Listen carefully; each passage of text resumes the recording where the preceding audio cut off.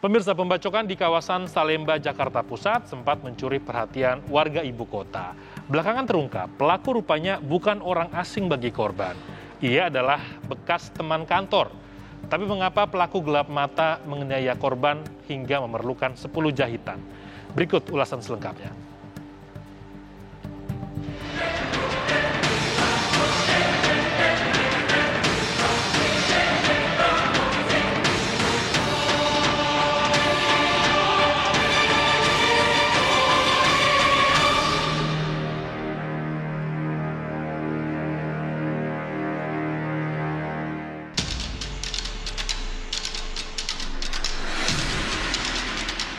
Sabtu malam di penghujung Januari 2022, Bima sedang keluar dari sebuah rumah sakit di bilangan Salemba Raya, Senen, Jakarta Pusat.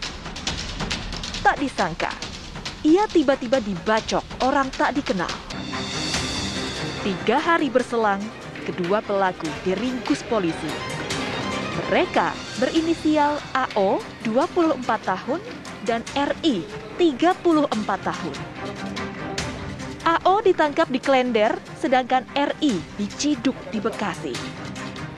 Pemeriksaan polisi mengungkapkan pelaku nekat membacok karena sakit hati usai dipecat korban. Diketahui pelaku sebagai cleaning service, sedangkan korban adalah kepala personalia. Itu salah satu karyawan sebuah PT khusus untuk bergerak dalam bidang cleaning service, di mana rekanan dari rumah sakit Karolus tersebut. Pada saat pulang, korban yang bekerja di PT tersebut dicegat oleh seseorang, kemudian terjadi pembacokan dan pelaku melarikan diri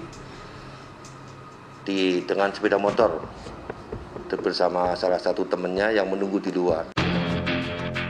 Bukan tanpa alasan, bila Bima sampai mencoret AO dari daftar nama karyawan di perusahaan tempat mereka bekerja. Tuntutan profesionalitas hingga efisiensi di saat pandemi sangat dimungkinkan sebagai dalihnya. Tapi polisi masih menyelidikinya. Itu sedang kami dalamin ya, karena itu menyangkut lingkup intern perusahaan tersebut ya.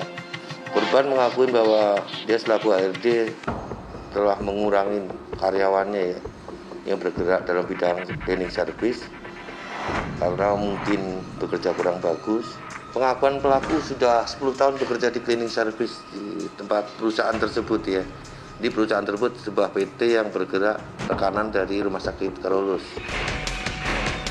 Akibat penganiayaan itu, korban disebutkan mengalami luka cukup dalam di bagian punggung hingga memerlukan 10 jahitan. Penasaran dengan penganiayaan yang menimpa Bima, kami pun mencoba menggali informasi ke kantornya.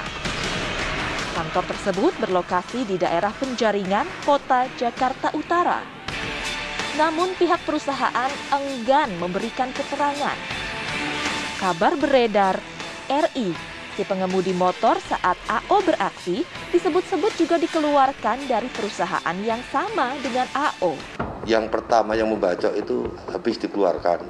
Kemudian yang menunggu temannya yang di luar, yang di atas sepeda motor itu pengakuannya sudah lama juga dikeluarkan dari perusahaan tersebut. Tapi sudah lama berlangsung lama. Jadi tindakan kriminal pastinya ada hukuman secara tindakan hukum juga ya untuk efek jerak. Kemudian setelah itu kita lihat lagi, apakah mereka pengangguran, apakah mereka melakukannya karena motif ekonomi, berarti kita harus memberikan lapangan pekerjaan atau minimal keterampilan yang bisa membuat mereka tuh menjadi lebih bisa mendapatkan penghasilan minimal untuk makan minum sehari-hari lah dulu. Selain meringkus pelaku, polisi juga mengamankan barang bukti berupa sebilah celurit berukuran besar dan baju kaos dari pelaku yang terkena percikan darah korban. Pelaku pun diancam pidana berat. Fenomena kekerasan bukanlah cerita baru di masyarakat. tak mudah untuk menghapusnya. Selain penegakan hukum melalui sanksi yang tegas, cara pandang masyarakat juga harus didorong ke arah anti kekerasan.